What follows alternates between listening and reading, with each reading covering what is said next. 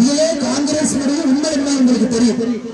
நாட்டு மக்களை ஏமாற்றி வடக்கு தெற்கு என்று பிரித்து இந்த நாட்டை சின்னாபின்னப்படுத்த வேண்டும் என்று காங்கிரஸ் தீர்மானித்திருக்கிறார்.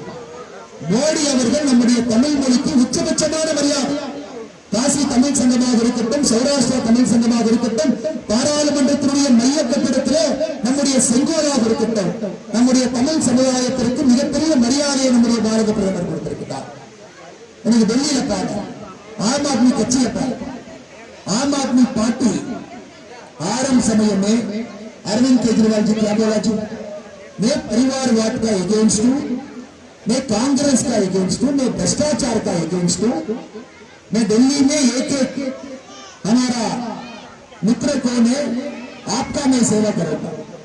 अभी आम आदमी पार्टी का परिस्थिति आप देखो, आम आदमी पार्टी का 2 मंत्री जेल में है, एक चीफ मिनिस्टर बेल में, जून 1 तक बेल में।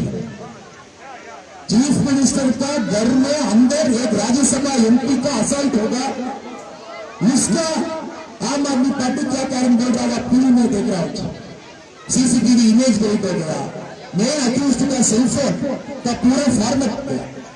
ये आम आदमी पार्टी का अभी परिस्थिति है।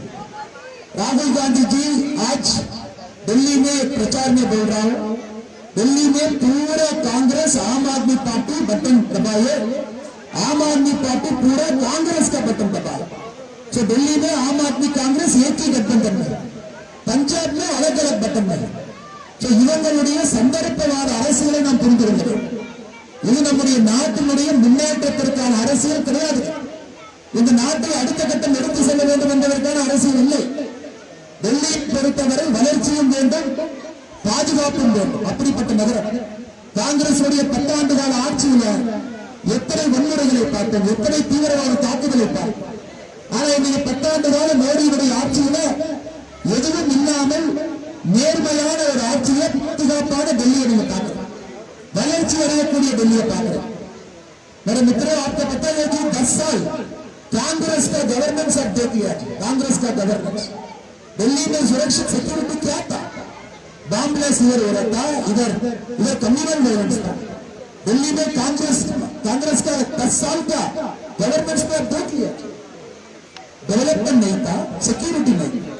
अभी मोदी जी का 10 साल का गवर्नेंस आप देख रहा, एक दिल्ली एक इंडियन नॉर्मल सिटी है, इंडियन कैपिटल सिटी नहीं है, ग्लोबल सिटी है। ये ग्लोबल सिटी का क्या डेवलपमेंट चाहिए, मोदी जी सरकार में 10 साल में काम इधर था।